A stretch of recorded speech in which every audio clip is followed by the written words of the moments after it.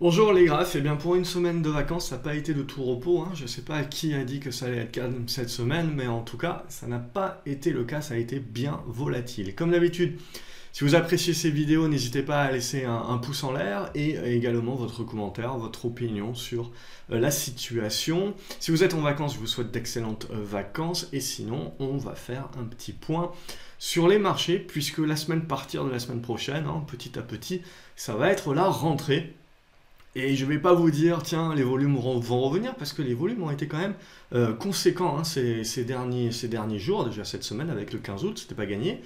Et également les semaines précédentes, enfin cet été tout simplement, il s'est passé des choses. Ça a été intéressant. Donc du coup, on va regarder, hein, comme chaque semaine, ce qui s'est passé un petit peu sur les marchés, les indices, les matières premières, et puis derrière, les différentes opportunités qu'il peut rester. Alors d'ores et déjà, hein, ce que l'on constate, c'est que dès que ça baisse, il y a des gens qui me disent, est-ce que tu penses que ça va à 4700 points? Est-ce que tu penses que ça va aller à 3500 points? Minute, hein. Chaque chose en son temps. Et on ne peut pas avoir comme ça des certitudes. Vous devez réfléchir en termes d'horizon de placement. C'est pas parce que vous êtes baissier à court terme que vous êtes d'ores et déjà baissier à long terme. Non. Aujourd'hui, la tendance à long terme, elle est encore haussière. On n'a pas de retournement baissier de la tendance à long terme, baissière de la tendance à long terme. Donc on est dans une tendance baissière à court terme, dans une correction, et à moyen terme, on va dire qu'on est plutôt neutre. Alors après, quand on regarde le graphique du CAC 40, je ne vais pas répéter ce que j'avais dit la semaine dernière, mais bon, on s'était dit en gros qu'il fallait se méfier, que tout ceci, on était plutôt en train de faire du rebond technique qui n'empêcherait pas, qui ne pourrait pas relancer la tendance. Et donc, on anticipait un petit peu surtout qu'on allait rechercher les supports. Alors ça a pas mal tenu, Trump a aidé, et puis finalement, on voit là, l'annonce de Trump, ça a fait pchit, parce que tout simplement les marchés, on leur a fait le coup certainement un petit peu trop souvent. Donc du coup, tout le monde attend des preuves un petit peu plus certaines. Là maintenant, ça y est, c'est parti. Ouh là là là là, l'inversion de la courbe des taux, on est reparti pour un tour. Cette fois-ci, c'est la 10 ans, 2 ans. Bref, c'est toujours la même chose. On vous fait des jolis titres d'articles pour vous expliquer qu'on va tous mourir. Donc évidemment, là, moi, je prends mon malin plaisir puisque c'est le moment où j'apprécie tout simplement d'acheter. Alors, je m'étais fait pas mal balloter sur justement l'après-Trump. Malheureusement, la seule après-midi où j'ai décidé de me la couler douce, c'est le moment où il y a eu l'annonce de Trump. Et puis là, il fallait pas louper le coche, hein. Il y avait à peu près une heure pour pouvoir profiter de ça. C'est dommage, j'avais justement anticipé, enfin j'avais pas anticipé l'annonce de Trump, j'en savais rien, mais j'avais vu pas mal de points justement pour accumuler, et j'avais accumulé. Et après, bon, malheureusement, j'étais pas là l'après-midi, et déjà le lendemain, ça a été assez compliqué. Toujours est-il que quand on est revenu là sur les 5170 points, eh ben on est revenu, pas n'importe où comme d'habitude, on est revenu sur une oblique, vous voyez, légèrement ascendante, mais c'est pas n'importe qui. Et cette oblique, puisqu'on voit qu'elle a servi de résistance ici, support, support, support. Ici, on l'a traversé et la résistance. Et une nouvelle fois, on l'a cassé, support. Et donc, l'idée, là, vous le voyez, c'est avec une mèche, on est venu chercher le support. Donc là, tout l'intérêt de conserver toujours des liquidités pour pouvoir faire face à l'inattendu et profiter des inefficiences du marché. Et donc, dans la foulée, on a mis en place un rebond qui s'est poursuivi aujourd'hui. Alors, ça reste un rebond, hein, on a quand même des bons volumes, ça reste un rebond, on va avoir du mal, on a quand même pris un coup derrière la nuque, hein, ces derniers temps, et on va avoir du mal à retourner la tendance à la hausse, tout du moins. Moi, je pars du principe que s'il peut nous rester encore éventuellement une marge, on ne sait pas ce qui va se dire ce week-end, hein, il suffit encore une fois qu'on dise qu'on va faire copain-copain, et puis ça suffit au marché pour le moment. Ce qui suffit pour les marchés également, c'est que la Banque centrale, donc le 12 septembre, se réunisse pour pouvoir également faire une nouvelle fois des mesures accommodantes. Donc tout ça, évidemment, le marché peut décider de s'en servir pour un rebond. Mais après, il peut revenir justement à broyer du noir, inversion de la courbe des taux, l'Italie, le Brexit, Trump qui peut remettre un coup, la Chine qui peut remettre un coup, qui peut envoyer les tanks à Hong Kong, bref. tout peut se passer et le marché, de toute façon, hein, c'est un petit peu le schizophrène et actuellement, voilà, c'est ce qui ramène aussi de la volatilité. Alors, c'est pas inintéressant, justement, pour les plus court-termistes, hein, ceux qui sont les plus réactifs. Et pour les moyens termes, on ne va pas se répéter ce qu'on s'était déjà dit, mais en gros, c'est essentiellement de l'observation et de l'achat derrière par accumulation. Et derrière, on renforce, on allège, on renforce, on allège, on optimise. Les prix de revient, c'est ce que j'ai fait hein, toute cette semaine. Et dorénavant, bah, je suis dans une position qui est plutôt confortable dorénavant, puisque en gros, je m'en suis pas trop mal sorti. Je peux pas dire que j'ai gagné de l'argent, mais au moins je n'en ai pas perdu. Et tout ça en réduisant mon exposition et donc en conservant pas mal de liquidités. Donc du coup, ça donne l'occasion de voir venir. Pour la suite, et si on s'attache rien qu'au graphique, bah, c'est clair et net qu'on ne peut pas être positif tant qu'on ne va pas redépasser les 5350, 5410 points. Ça semble un petit peu fort de café pour le moment. Donc on se dit qu'éventuellement il y a encore une marge si on a envie de jouer la positive attitude encore pendant un petit moment. Mais clairement, on reste dans une dégradation de la tendance. Et aujourd'hui, ce qui est très intéressant, c'est qu'on valide les 5170 points comme un support. Un gros support, un gros pivot. Si on les casse, eh ben c'est là où on aurait éventuellement la mise en place de la panique et qu'on rediscuterait à ce moment-là de ces 5080, 5100 points. Pour le moment, ça ne change pas. Donc éventuellement encore une petite marge, mais bon, je la prendrai avec ce rebond-là, je continuerai de le prendre à titre personnel avec des pincettes. Et pour moi, c'est quelque chose qui va demander encore de la construction. Alors pour celles et ceux qui suivent un petit peu mes analyses, qui sont un petit peu plus court terme sur le site, je vous propose une hypothèse actuellement en biseau descendant. Voilà. Donc l'idée c'est de se dire ok, on a peut-être encore un petit peu de marge, mais je doute cruellement, à moins d'une news, d'un truc, d'un machin, toujours pareil, mais je doute cruellement qu'on ait la capacité de casser par le haut cette oblique baissière. Donc pour moi c'est plutôt un point voilà, de dire bon ben là ça aura été un beau rebond et donc il faudra liquider certaines positions, revenir un petit peu à la liquidité pour derrière attendre de voir venir et voir comment on va construire la suite.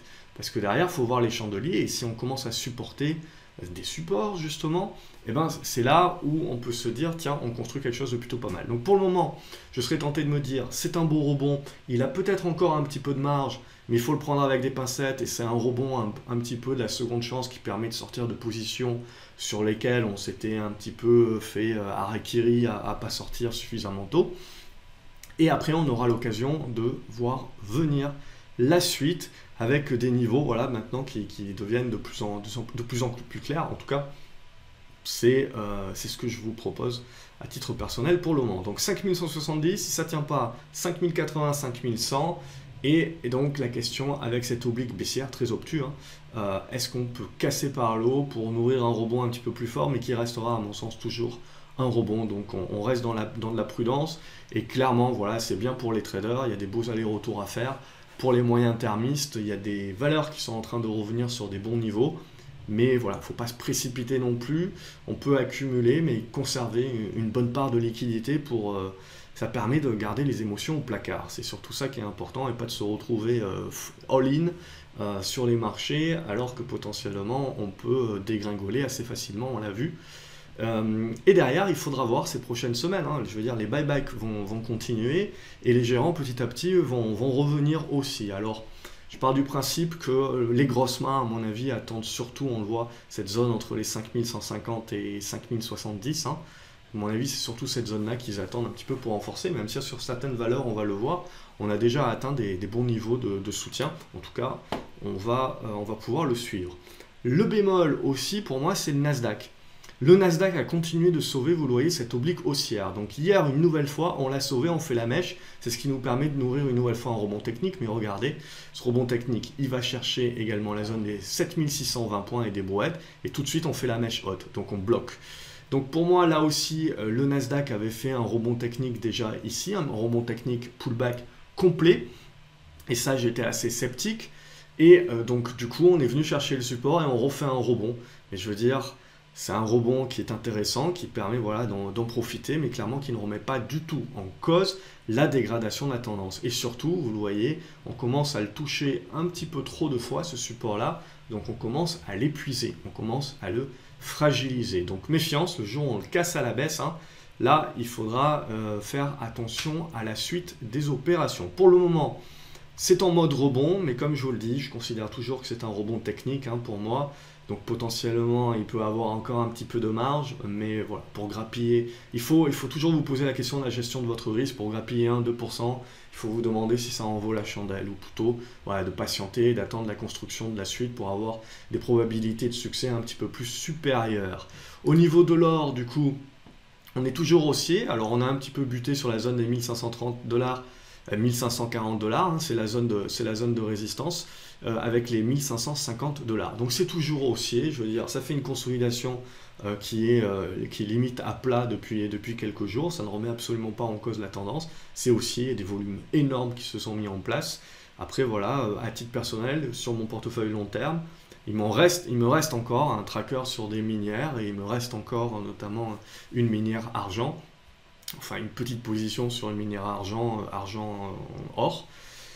Mais après, pour l'essentiel, j'ai pris mes profits déjà. Donc maintenant, j'attends la construction ou éventuellement une consolidation qui me permettra de voir la suite et de renforcer les positions. Pour l'instant, on n'y est pas. Du coup, au niveau du brut, là aussi, vous le voyez, on a fait le rebond en mode pullback. On a buté et là, on tergiverse. Du coup, moi, j'avais bien surpondéré les valeurs pétrolières. J'ai eu du bol quelque part parce qu'elles sont bien remontées sans pour autant que le pétrole les accompagne. Donc, on continue d'être un petit peu dans un no man's land. On voit, on a touché un support sur les 56$. On a une résistance sur les 61. Au milieu, on attend d'avoir un petit peu plus d'indications que cela.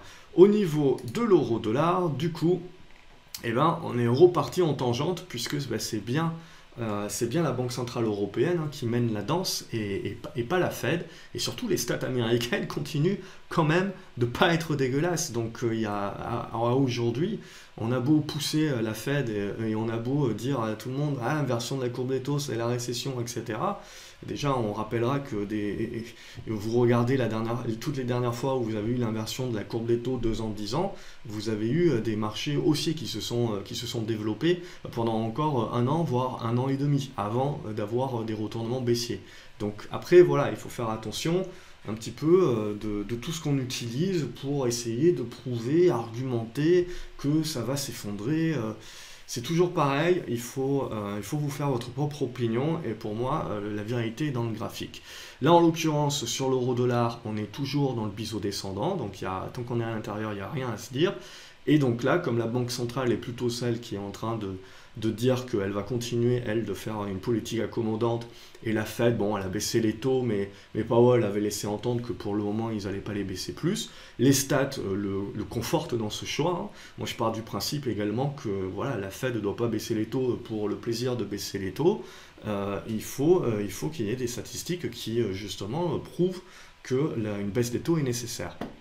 Sinon, c'est comme d'habitude, et ça sera de toute manière comme d'habitude, les banques centrales, de toute manière, en manipulant les taux, finalement, font toujours en sorte que de biaiser le cycle économique. Donc c'est toujours la même chose. Donc si on repousse un petit peu à plus tard, on paiera plus cher plus tard. C'est toujours la même chose. En attendant, quand on trade, quand on investit, il y a un aspect timing hein, qui est essentiel. Donc ça ne sert à rien de crier au loup depuis 2 ans. On en est pour son argent si on le fait. Allez, au niveau de l'euro-dollar, donc pas grand-chose à se dire. On va passer aux actions. Hop, ici, il faudra que je fasse le tri un petit peu de mes listes, je commence à en avoir un petit peu trop.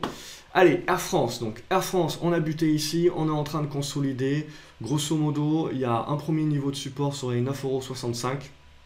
Donc on consolide. Il y a fort à parier que de toute façon le titre, le moindre dip, hein, le moindre creux est acheté, puisque quand vous avez une poussée haussière comme ça, évidemment la moindre baisse est vue comme une opportunité. Par ceux qui sont toujours en place ou qui ont été en place en se disant ouais c'était chouette cette action-là, ça m'a fait gagner de l'argent, je continue à y aller à la moindre baisse. Et pour ceux qui ont loupé le train en se disant à la moindre baisse, je ne louperai pas le second wagon. Donc c'est l'idée, ça rebondit, et derrière, il faudra certainement une construction de figure, en tout cas, c'est toujours haussier. Aquel, par contre, à contrario, hein, le titre n'est pas super liquide, donc du coup, on voit, on est venu percer tout ça. Donc c'est pas terrible, bon, j'en ai pas une grosse position à titre personnel, mais en gros, voilà, le scénario a pris un petit peu du plomb dans l'aile quand même, faudra vérifier comment ça peut rebondir, mais globalement, malheureusement, sous les 16,50 €, 17 €, on a un petit peu annulé le scénario. Au niveau d'Aperam, donc je ne vais pas toutes les faire, mais tout ce qui est métaux et compagnie, eh ben, on est en train de casser par le bas, donc c'est baissier de chez baissier. Éventuellement, voilà, on est en train de travailler potentiellement des figures intermédiaires, très court terme, en biseau descendant, qui peuvent casser par le haut pour permettre de rebondir un petit peu plus haut. Mais bon, c'est du court terme. Pour du moyen terme, c'est encore trop tôt, hein, ce n'est absolument pas moindre risque. On voit au niveau des indicateurs, c'est bien rouge.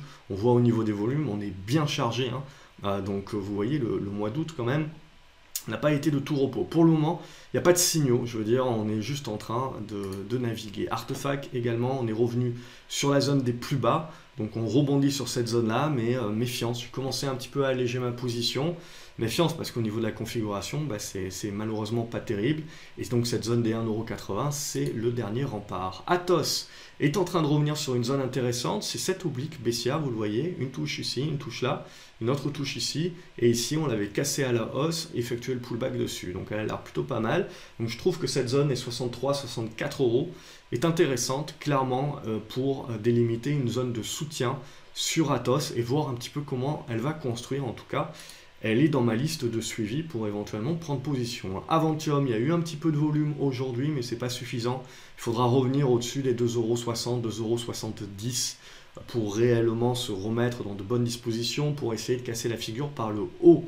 Au niveau de BNP Paribas, les bancaires ont été pas mal chahutés aujourd'hui avec des bons volumes, on le voit, mais globalement, elles ont résisté, elles ont tenu les supports et elles ont réussi à faire dans la foulée une belle clôture, une belle séance et une belle clôture, et donc revenir sur les zones de résistance. Donc du coup, on voit les bancaires vont pas bien, mais elles tiennent tant bien que mal. Et je suis tenté de dire tant mieux.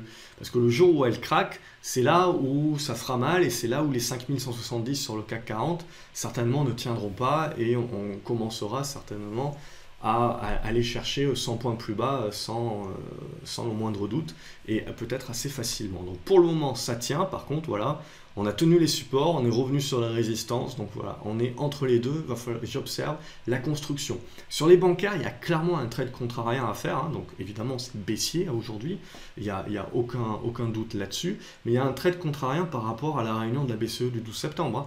Moi je pars du principe que la banque centrale va vouloir faire quelque chose de différent, et quelque chose de différent, c'est un petit peu aider les banques. Donc pour aider et quelque part, donc du coup, comme les marchés ont sacrifié les banques déjà depuis un long moment, qu'ils les ont tellement sacrifiés en ayant des perspectives justement de destruction de valeur dans les années à venir, que si jamais la banque centrale arrive un petit peu et met des choses comme ça qui peuvent un petit peu lâcher du lest, et ben, on peut avoir éventuellement un bon rattrapage sur les bancaires, et ça peut aider également les indices, évidemment. Donc un trade bancaire, trade contrarien, que j'observe à titre personnel pour l'instant. Voilà, je garde mes liquidités au chaud, et je vais attendre de voir comment tout ça va travailler. On a de toute manière jusqu'au 12 septembre pour éventuellement voir les choses venir. Au niveau de Bpost, ça reste positif au-dessus des 8,50 €. Là aussi, il faut voir un petit peu comment ça va construire. Sur débordement des 9,40 €, vous le voyez, on arriverait à mettre en place un retournement un petit peu plus fort. Central Puerto, ça ne vous a pas échappé, l'Argentine s'est fait complètement exploser. Et ça, ce sont des choses qui arrivent, mais du coup, là où tout le monde se dit aïe aïe aïe, l'Argentine s'est fait exploser et ne réagit pas, eh ben, il faut regarder un petit peu les valeurs argentines. Alors, je vous ai choisi Central Puerto parce que ça en était une que je suivais déjà depuis un petit moment. Mais il y en a 3, 4, 5 qui sont avec des ADS cotés aux US en plus. Donc assez simplement tradable. Et du coup, vous avez une valeur qui avait finalement des bons fondamentaux.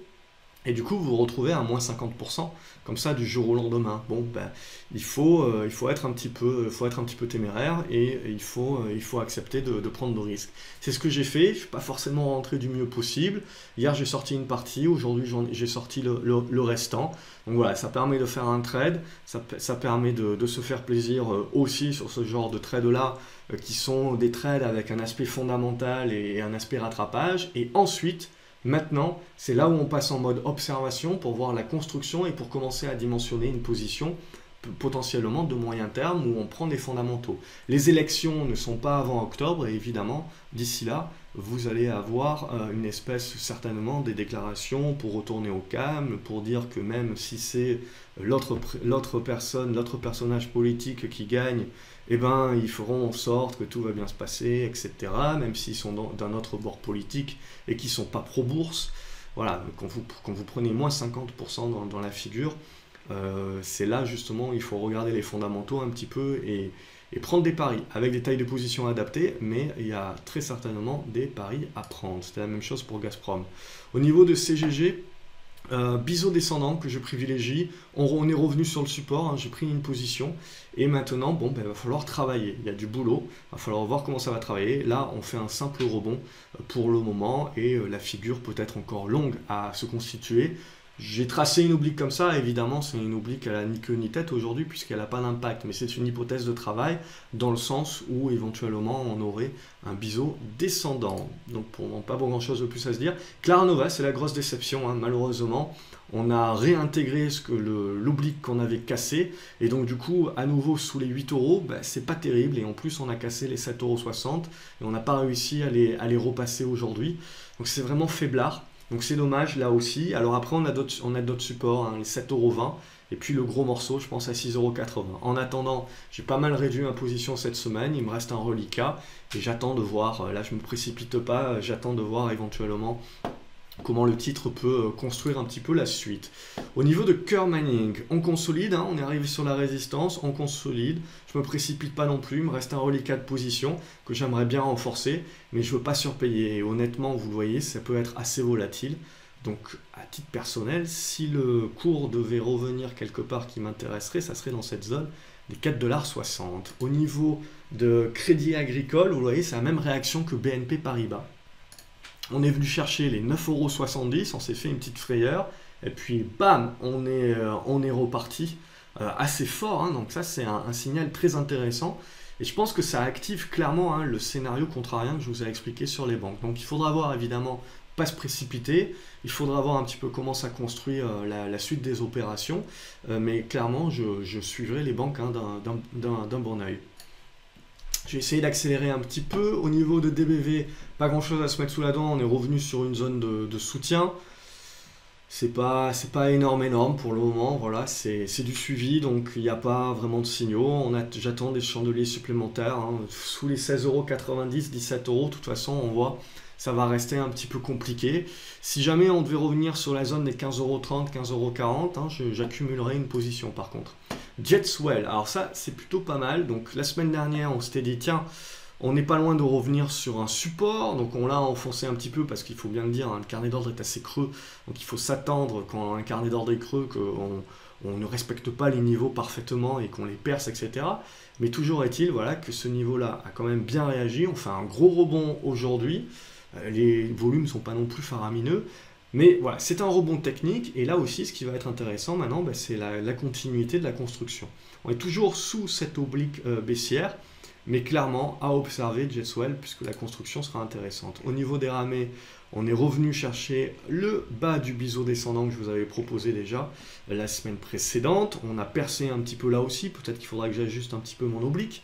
Et toujours est-il qu'elle réagit bien, donc le marché la valide, et ça, c'est ce qui nous intéresse pour le plan. Donc, j'avais un petit peu réduit également ma position. Il me reste encore un reliquat et là maintenant j'attends de voir comment ça va construire. Et petit à petit là aussi ça va devenir intéressant. Donc vous l'avez compris, on a eu des bons rebonds, on a eu des bonnes réactions sur support, mais il ne faut pas s'emballer. C'est un petit peu la conclusion de la journée, il ne faut pas s'emballer pour le moment, il faut attendre de voir les constructions, prendre son temps. EVS, Broad Equipment, toujours dans le triangle. On est en train de revenir sur la zone de soutien pour le moment, c'est de la construction, je n'ai pas vraiment plus à dire que ça, on attend la construction. Construction aussi sur Fugro, hein, bien entendu la tendance est baissière, hein, mais voilà, on est en train de travailler un biseau descendant là aussi, et on est en train de travailler là-bas. Ça a été assez volatile, donc j'ai fait pas mal d'allers-retours pour essayer d'optimiser mon prix de revient, et maintenant je patiente, j'attends de voir la suite, de voir comment ça va construire. Il faut lui laisser un petit peu de temps pour les plus moyens termistes d'entre vous. Genfit également, j'ai soldé ma position aujourd'hui, j'avais fait un très mauvais trade sur Genfit, donc on est revenu là aussi, peut-être un ajustement à faire au niveau des obliques, et on a fait une très très belle réaction, donc aujourd'hui on clôture quasiment au plus haut. Donc pourquoi pas un chandelier de fin d'hémorragie qui est en train de se mettre en place. En tout cas, si vous regardez le graphique en hebdomadaire, on a une jolie mèche. Donc Genfit, personnellement, j'ai soldé parce que mon trade est terminé. De toute façon, j'aurais dû solder depuis très longtemps. Mon scénario était caduc. Et maintenant, je pars dans une nouvelle optique, c'est d'observer la construction sur Genfit et de reprendre là sur signal, cette fois-ci non anticipé. En tout cas, on a une très bonne réaction sur Genfit qui fait qu'il va falloir la suivre puisque on aura une construction certainement sympa. Au niveau de Global EcoPower, là j'ai loupé l'achat. Le titre a consolidé mais pas autant que ce que je pensais. Et donc du coup, on est en train de reprendre du poil de la bête, ça reste toujours un bon dossier et on est en train de mettre en place le second EFI qui se coule dont on s'était déjà parlé la semaine dernière. Au niveau d'Inat Pharma, pas grand chose à se mettre sous la dent tant qu'on est sous les 5,90 €. Potentiellement on gravite ici, j'ai toujours le biseau descendant que je privilégie. Éventuellement on voit le support va être sur la zone des 5,25 €, 5,30 €. Au niveau d'Inelec Multimédia également on a consolidé mais ça reste toujours globalement positif au-dessus des 5,30 €, 5,40 €. Au niveau d'Integragène, on joue un petit peu avec le feu, hein, donc c'est un petit peu so-so, mais il va falloir réagir. Donc ça serait intéressant de réagir, d'aller au-dessus des 1,25 €, 1,30 €. Donc là aussi on est en observation. Si on commence à craquer la zone des 1,15 €, je commencerai à alléger la position également. Jacquet Metal, pas grand chose à dire là-dessus. Je continue d'identifier cette oblique ici, qui est donc maintenant aux alentours des 16,30 €. Tant qu'on ne la casse pas à la hausse, il n'y a pas de signal. Carlink, petite valeur, hein, là aussi, biseau descendant. Je l'avais anticipé, j'ai revendu ma position. Là, je vais éviter de trop l'anticiper. Je vais plutôt attendre la sortie par le haut et derrière la consolidation éventuellement pour prendre une position. Lucibel également, ça a plutôt bien construit. Sur l'académie, on s'en a été parlé sur la construction ici. C'est bien parti ces derniers jours. Donc maintenant, c'est la zone des 1,30 € qu'il va falloir dépasser pour valider le retournement haussier sur Lucibel. Au niveau des LVMH, on voit on est revenu chercher ce support horizontal. On a une nouvelle fois rebondi, mais là, comme vous le voyez, sur la plupart des valeurs du luxe, la dégradation est actée.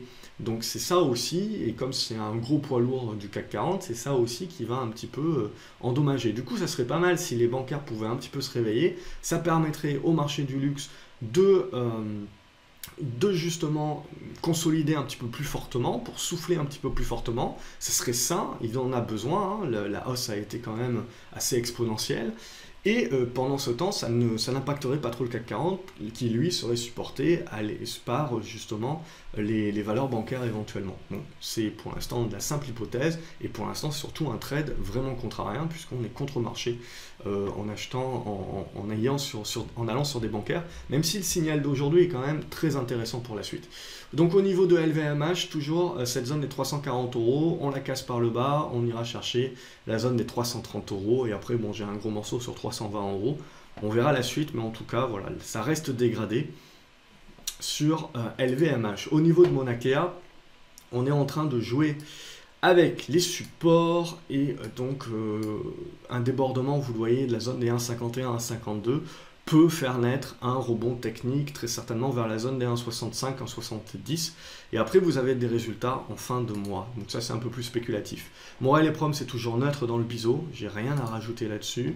Mediantech, on est en train de jouer également avec le support de long terme et du coup c'est toujours pareil, c'est le dépassement de la zone des 1,15 qui vous donnera un signal. MG Digital, j'ai pris mes profits également, ça reste globalement très positif, hein, au-dessus des 45,60 €, 46 €. Éventuellement, si on devait revenir dans cette zone des 46 €, je reprendrai une position.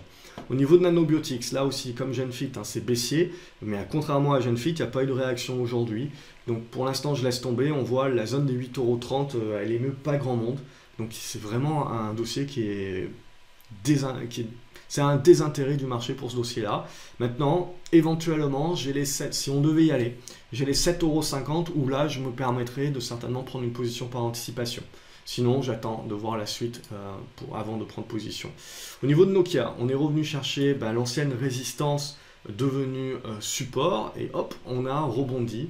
Mais là aussi, on a maintenant une phase de construction qui va se mettre en place. Au niveau de Energy Group, c'est baissier, il faudrait revenir, vous le voyez, au-dessus de cette zone des 7 €. Et là, on commencerait à construire un retournement plutôt sympa à moyen long terme sur Energy Group. Pas pour le moment. Oncodesign, je vous ai préparé une analyse un petit peu plus fonda et puis graphique que je vous publierai sur la chaîne la semaine prochaine pour reprendre un petit peu les publications un petit peu plus souvent et vous refaire un petit peu 2-3 publications par semaine.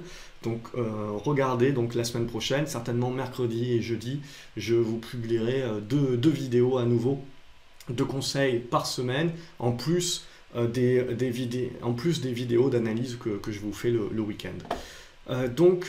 Pour Oncodesign, clairement, c'est toujours la même chose pour moi. C'est ici, on a construit une fin d'hémorragie, on est en mode retournement, mais il faut confirmer. Dépasser les 7,70 € et puis les 8 €, 8,10 €. Les signaux viendront de là. Au niveau d'Ontex, pas grand chose, je vous fais du suivi là, hein, mais il n'y a pas grand chose à se mettre sous la dent. Ce qui commencerait à devenir intéressant, c'est si le titre pouvait revenir au-dessus des 13,80 €, 13,90 €. Là, on commencerait à se remettre dans des dispositions intéressantes, à voir s'il y a des rumeurs d'OPA qui peuvent ressortir. Oxurion, on est reparti pour un second effet qui se coule sur le rebond. Sur le retournement haussier d'Oxurion. Et puis après, avec le marché hier, notamment, pouf, on a dippé. Ça n'enlève rien au fait que ça demeure haussier. Mais potentiellement, bon, on va construire peut-être une figure intermédiaire sur Oxurion. Donc il va falloir voir un petit peu les prochaines séances. Mais clairement, c'est un dossier qui reste positif. Et en plus, on attend des résultats à la rentrée. Au niveau de Pharmasimple, j'ai vendu ma position, malheureusement.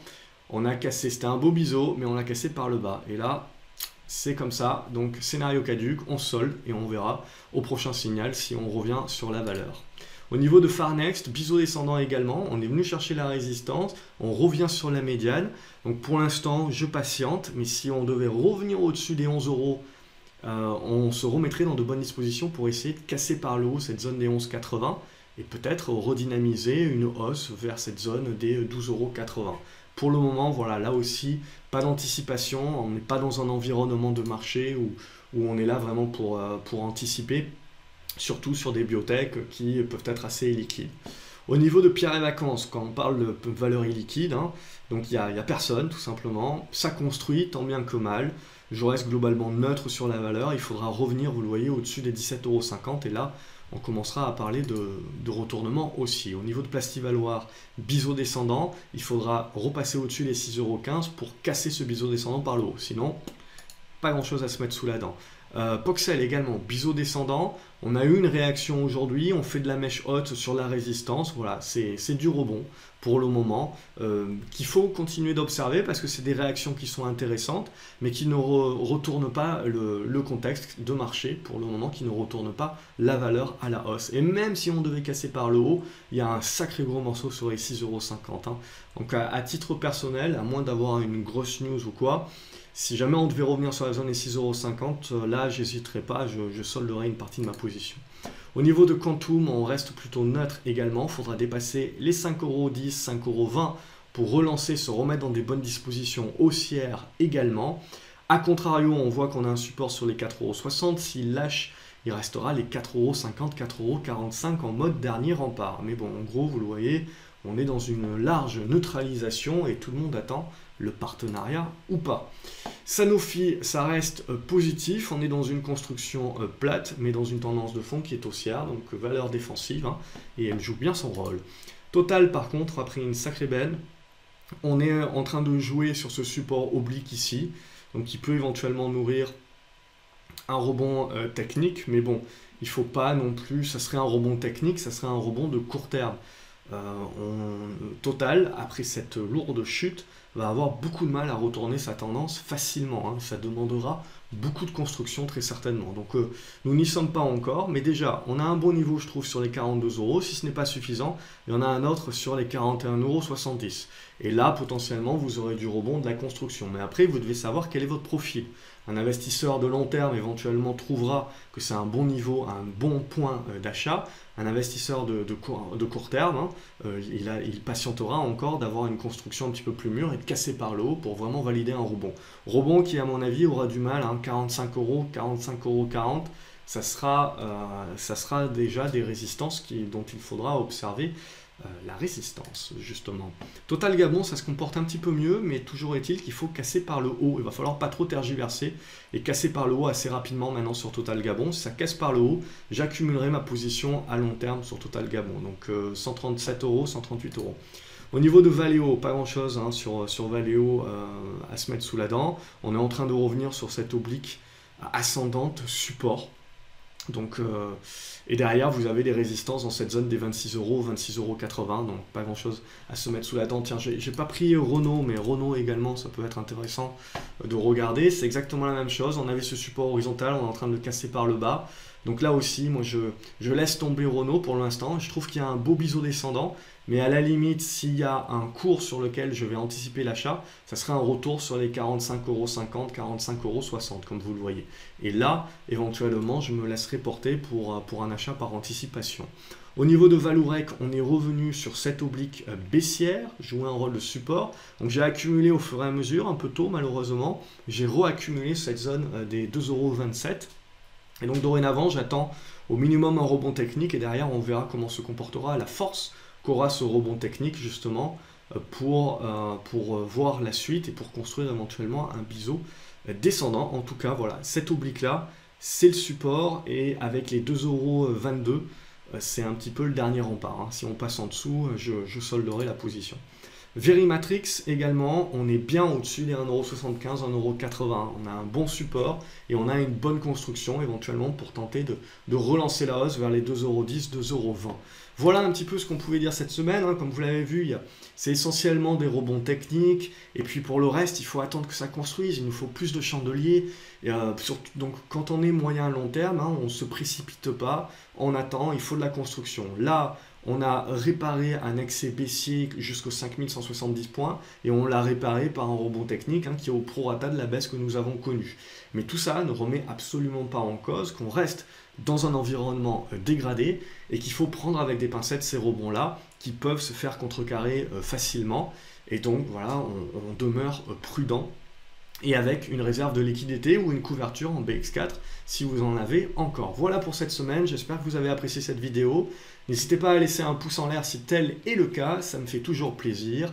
Et également un petit commentaire si vous avez une question ou une opinion, n'hésitez pas à partager sur les titres qui ont été vus là et puis sur d'autres titres, hein. Je ne peux pas voir tous les titres, j'essaye comme d'habitude de faire cette vidéo le plus rapidement possible, de faire un état des lieux le plus complet et le plus succinct possible. Mais toujours est-il, voilà, c'est pas parce que je ne parle pas d'une valeur qu'elle n'est pas intéressante. Donc si vous avez une analyse, une valeur que vous suivez, que vous trouvez intéressante, n'hésitez pas, peu importe le marché, hein, que ce soit une valeur américaine, française, européenne, peu importe. N'hésitez pas à en faire part dans la section des commentaires. Comme ça permet de rendre cette vidéo la plus exhaustive possible et puis ça aide l'ensemble de la communauté. Je vous souhaite un excellent week-end, de bonnes vacances si vous y êtes et je vous retrouve donc lundi pour de nouvelles aventures boursières sur graphcobourse.fr. Salut les graphes!